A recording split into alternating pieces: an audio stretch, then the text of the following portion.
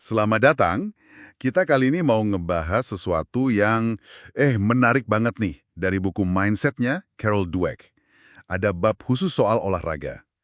Sports, the mindset of a champion. Iya, benar.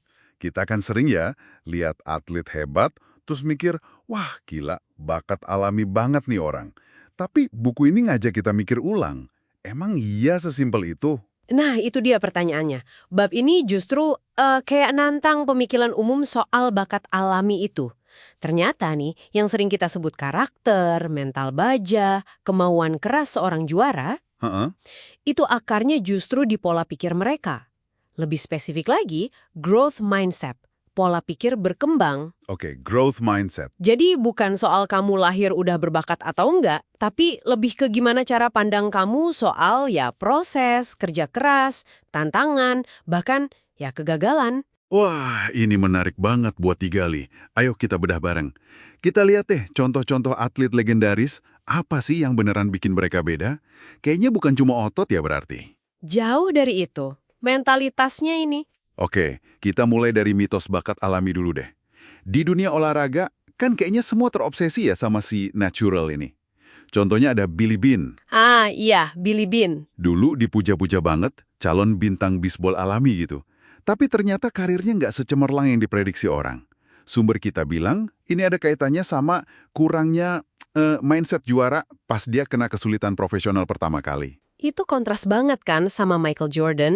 Siapa nyangka coba, dia dulu pernah nggak lolos tim utama SMA? Serius? MJ? Iya, yang bikin dia jadi legenda itu bukan semata-mata bakat awal, tapi disiplinnya itu loh gila, etos kerjanya luar biasa buat terus ngasah diri, nutupin kelemahan. Jadi, kerja kerasnya ya yang utama. Banget. Bahkan pas udah jadi bintang gede pun, katanya latihannya tetap paling keras di antara semua. Fondasinya di situ. Terus ada juga contoh Babe Ruth. Ini juga unik. Secara fisik, dia kan nggak kayak atlet ideal zaman sekarang ya. Betul, betul. Tapi komitmen dia buat ayunan bednya sama kecintaannya sama latihan keras, itu total banget. Dan ada fakta menarik nih pas dia jadi pitcher. Oh iya, dia kan awalnya pelempar ya. Nah, pas jadi pitcher itu, ekspektasi orang soal pukulan dia kan rendah. Justru itu ngasih dia ruang aman buat eksperimen, ngasah pukulan hebatnya tanpa beban. Gitu. Masuk akal. Terus ada lagi Jackie Joyner Kersee, legenda heptathlon. Dia cerita, awalnya sering banget kalah. Oke, Transformasinya itu bukan karena tiba-tiba klik, dapat bakat. Tapi ya itu tadi, latihan keras berjam-jam. Yang menarik, fokus motivasinya geser. geser gimana tuh? Bukan lagi soal menang atau kalah lawan orang lain. Tapi dia termotivasi ngelihat dirinya sendiri makin bagus, makin berkembang. Nah, ini inti growth mindset yang ngebangun juara. Fokusnya ke dalam, ke proses.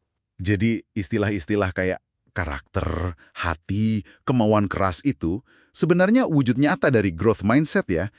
Itu yang bikin mereka kuat latihan terus bisa bangkit pas lagi kritis. Persis. Billie Jean King pernah bilang, juara sejati itu bisa menang, bahkan pas kondisi fisiknya lagi nggak prima. Mereka bisa naikin levelnya gitu, pas dibutuhin. Wow. Terus Mia Hamm, ikon sepak bola wanita. Dia juga nekenin, ketangguhan mental itu kunci. Dan itu harus dipelajari, nggak datang gitu aja. Hamm bahkan ngaku nggak pernah ngerasa jadi yang paling hebat. Malah perasaan itu yang bikin dia terus maju ya. Justru itu, perasaan belum cukup itu yang jadi bahan bakar dia buat terus berkembang. Kayak nggak ada puasnya gitu dalam artian positif ya. Ini nyambung sama filosofi Coach John Wooden juga ya. Kemampuan mungkin bisa bawa kita ke puncak, tapi karakter. Nah, karakter ini yang menurut dia hasil dari growth mindset. Itu yang bikin kita bertahan di sana. Betul, karakter itu isinya ya fokus ke pengembangan diri, motivasi dari dalam, tanggung jawab. Definisi sukses dia juga keren banget kan? Gimana tuh definisinya? Sukses sejati itu, menurut Wooden, adalah saat kamu udah ngerahin upaya terbaik kamu buat jadi versi terbaik dari diri kamu sendiri. Wah, dalam banget ya. Bukan soal menang kalah lawan orang lain berarti. Bukan semata-mata itu, fokusnya geser ke perjalanan diri. Dan ini nyambung lagi ke cara mereka nyikapi kegagalan. Atlet growth mindset itu ngelihat gagal bukan sebagai akhir dunia. Tapi sebagai, Informasi, kesempatan buat belajar, buat jadi lebih baik lagi. kayak iklan Nike-nya Michael Jordan yang terkenal itu ya, yang dia bilang, saya gagal nembak lebih dari 9.000 kali. Nah, itu dia. Iklan itu nunjukin kalau gagal itu ya bagian dari proses. Malah bisa jadi pemicu buat latihan lebih keras lagi. Jadi kuncinya mengambil alih proses ya, kayak Tiger Woods gitu, yang katanya terus eksperimen sama pukulannya, punya rencana jangka panjang, terus pinter banget ngelola motivasinya. Betul. Dia bisa nganggap latihan itu kayak main, menyenangkan. Atau ngebayangin rivalnya lagi latihan keras juga. Jadi dia makin semangat. Beda banget sama atlet yang fix mindset, yang pola pikirnya tetap. Yang percaya bakat itu ya segitu-gitu aja, nggak bisa diubah. Iya. Contoh klasiknya mungkin John McEnroe pas masa jayanya. Kalau kalah, seringnya nyalain wasit lah, penonton lah, kondisi lapangan lah. Fokusnya keluar, bukan ke dalam diri.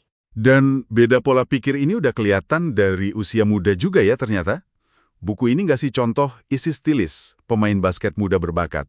Oh iya, Tilis. Dia itu katanya kepikiran banget sama ekspektasi orang, takut banget gagal. Dia kejebak sindrom somebody nobody. Kalau menang, dia merasa somebody, orang penting. Tapi kalau kalah, Langsung ngerasa nobody, bukan siapa-siapa. Kasihan ya, bebannya berat banget pasti.